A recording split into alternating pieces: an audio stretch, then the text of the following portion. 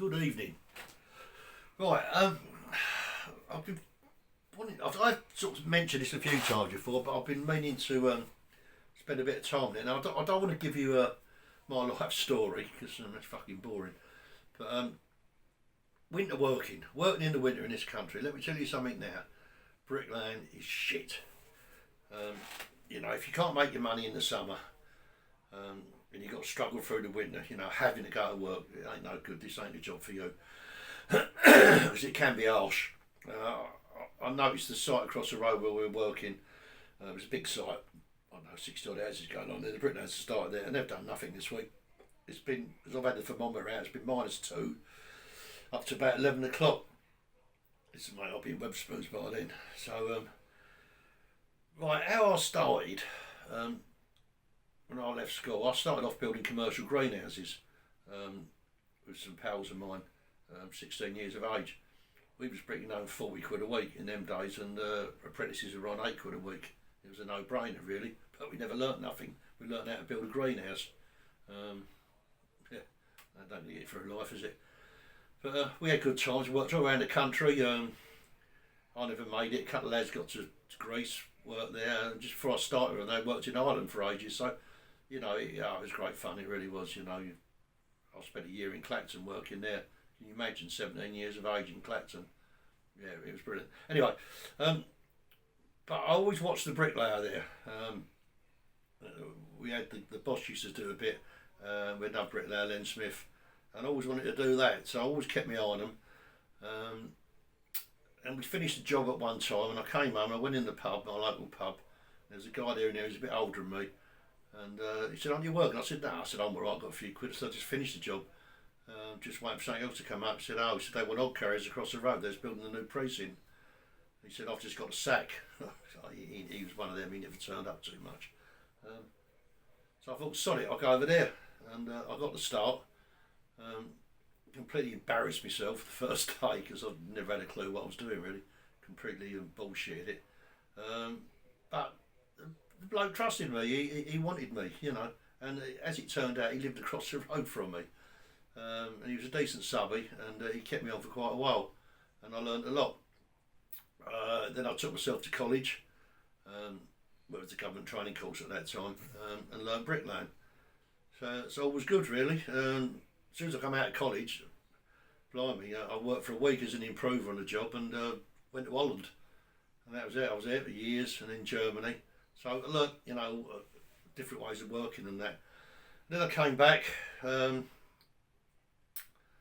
Done a little bit over here, didn't like it really, didn't like the sights and that, and then went to Australia for a year. And when I got to Australia, a mate of mine who's still out there now, he ain't now, but he was the manager of a tiling shop. He said, "Learn how to tile." He said, "I'll give you so much work." So I went straight to college, enrolled in the college in Perth, Western Australia, and done a proper tiling course. One of the best things I've ever done. So yeah, that. Then I came back from Australia, so I've got these things under my belt now. Do you know what I mean? I ain't got to lay bricks all the time. There's other things I can do. There's a fellow who used to drink in the pub. Brian the Brick, his name was. He wasn't a bricklayer, he was a carpenter, but that was his nickname. And it was at the time, it was about 1983. Yeah, 1983, when all the grant work was going about. Maggie Thatcher was about, wasn't she? Like you could get these grants for improvements to the older houses. I spent a year working in one street, probably longer actually. Me and Brian worked together for about 3 years, I think. Excuse me, I need a drink. And he was a good carpenter, he could lay bricks, and he was a good all-rounder. He could plaster everything, really. And I've done so much of it. He taught me so much with fitting kitchens, pitching roofs, he taught me all that. I taught him the finer aspects of bricklaying. And it was great. Learned a lot, learned a hell of a lot. So what I'm saying is now, if you're just stuck with one trade bricklaying outside in the winter and you've got to do it, you're in trouble. If you can teach yourself or learn other things, last week I was inside, I was doing a painting job. My dad was a painter and decorator. I used to go to my dad out, on a Saturday morning when I was 9 and 10 to help him. I learnt painting and decorating at a young age. I've done that and a bit of tidying last week. It was an insurance job. It give me more money than bricklaying inside in the warm. So yeah, you can do that. Um, yeah, no, I've got a kitchen coming up to do. You know, I'm quite capable of doing. It's only a small galley kitchen, you know, but that'll give me 7 or 8 days work inside. You know, that's what you want in the winter. I never ever, well, a few times I did, spent January and February in this country. You know, from a young age, I was always somewhere around the world, even if it's Tenerife or something.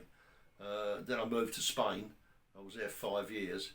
Then I came back. I still got a place out there. And I was spending 6 months at a time out there, but it's the work out there's dried up. It's just, you know, I didn't have to work, but it's nice to do a little bit. But that's when my tiling came in, my tiling skills, because that's what I used to do out there, just tiling. Um, so yeah, if you can do that, I know it's hard if you know you're growing up with a family and a mortgage and kids, you can't do these things, can you? But that's when you got to work in the summer, earn the money, and not worry too much about the winter. It's no good. So anyway, tomorrow I've got to go to a funeral in the afternoon. It's not Scott's funeral. I'll say this now. Thank you very much, everybody who donated. We've got the money. I don't know. Last time I looked, it was over £2 in that GoFund thing, and the two pubs were collecting money. There's loads in there.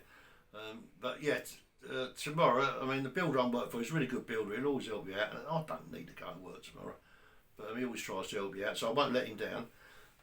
There's a bit of stub work to do up there. There's only one more we can do. So I want to go in there and do that in the morning. I want to show you how to do it. I mean, it's a bit of stuff. People go, yeah, it's just a bit of stub work, but there's always a little bit more to it, you know. You've got to get some things right. It's a simple little job, and we'll go through that tomorrow. So, yeah, great. Thanks for watching.